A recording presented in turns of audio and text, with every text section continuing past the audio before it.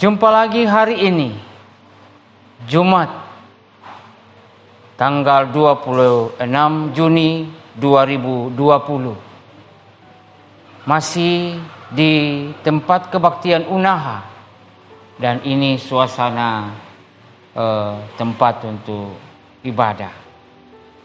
Mari siapkan hati kita untuk rehat hari ini, dan kita siapkan pembacaan dari kitab Galatia.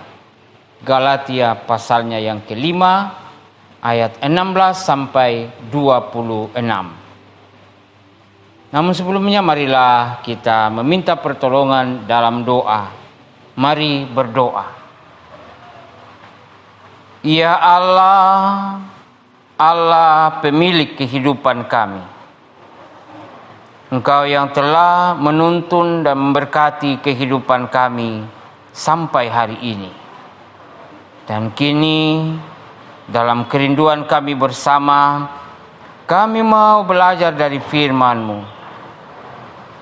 Tuhan, tolonglah kami. Urapi kami dengan kuasa Roh Kudus-Mu, sehingga kami sungguh-sungguh dimampukan untuk memahaminya dalam kebenaran-Mu.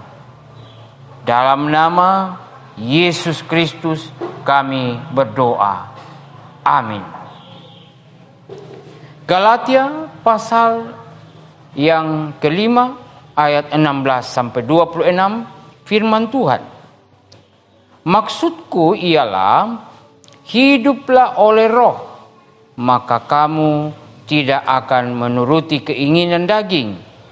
Sebab keinginan daging berlawanan dengan keinginan roh, dan keinginan roh berlawanan dengan keinginan daging. Karena keduanya bertentangan, sehingga kamu setiap kali tidak melakukan apa yang kamu kehendaki. Akan tetapi, jikalau kamu memberi dirimu dipimpin oleh roh, maka kamu tidak hidup di bawah hukum Taurat. Perbuatan daging telah nyata, yaitu percabulan, kecemaran, hawa nafsu, penyembahan berhala, sihir, perseteruan, perselisihan, iri hati, amarah, kepentingan diri sendiri, percederaan, roh pemecah, kedengkian, kemabukan, pesta pora, dan sebagainya. Terhadap semuanya itu, kuperingatkan kamu, seperti yang telah kubuat dahulu, bahwa barang siapa melakukan hal-hal yang demikian, ia tidak akan mendapat bagian dalam kerajaan Allah. Tetapi buah roh ialah kasih, sukacita, damai sejahtera, kesabaran, kemurahan, kebajikan, kesetiaan, kelemah lembutan, dan penguasaan diri. Tidak ada hukum yang menentang hal-hal itu. Barang siapa menjadi milik Kristus Yesus, ia telah menyelipkan daging dengan segala hawa nafsu dan keinginannya. Jikalau kita hidup oleh Roh, baiklah hidup kita juga dipimpin oleh Roh. Dan janganlah kita gila hormat, janganlah kita saling menantang dan saling mendengki. Demikianlah firman Tuhan. Amin. Ya. Tema kita kali ini ialah senang melakukan keinginan. Masanang umpogau Pak Poroyan. Saudara-saudara, ada sebuah cerita. Ada seorang mempunyai 2 ekor kucing. Yang seekor kucing berbulu putih dan yang seekor berbulu warna belang-belang. Keduanya tumbuh bersama. Namun tubuh keduanya tidak sama besarnya. Hal ini karena sang pemilik kucing itu tidak memberi porsi makanan yang sama kepada kedua kucing tersebut. hanya kucing yang paling disukainya yang akan diberi porsi makan yang agak banyak dibanding dengan kucing yang tidak disukainya. Saudara-saudara, kisah ini menjadi ilustrasi untuk sedikit membandingkan tentang keinginan daging dan keinginan roh. Nah, ayat-ayat yang kita baca tadi sangat jelas memperlihatkan bagaimana kedua prinsip perbuatan, yaitu daging dan perbuatan roh, jelas pasti bertolak belakang satu dengan yang lain. Sebagai orang-orang percaya kepada Kristus yang dipimpin oleh roh, memang secara wajar hidup menurut roh dan menjauhi diri dari berbagai perbuatan-perbuatan yang berasal dari keinginan daging.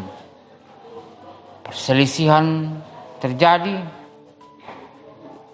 bukan hanya di luar sana, tapi seringkali terjadi dalam persekutuan kita. Kedengkian dan sebagainya. Saudara-saudara, apa yang mau dikatakan oleh firman Tuhan ini? Bagaimana kita hidup seturut dengan keinginan Tuhan atau sesuai dengan roh kebenaran.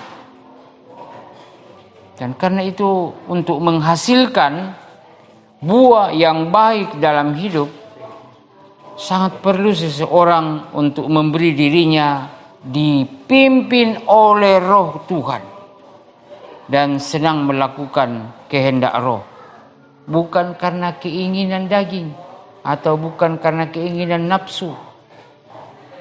Karena seperti memberi makanan pada binatang peliharaan, jika binatang itu kita sukai, maka kita akan memberi porsi yang banyak kepadanya. Demikian halnya jika kita merasa bahagia melakukan kehendak Tuhan, Tuhan akan senantiasa memberi yang terbaik. Kita akan mengalami dan memberikan perhatian yang lebih banyak untuk berbuat sesuai dengan keinginan roh Allah sendiri.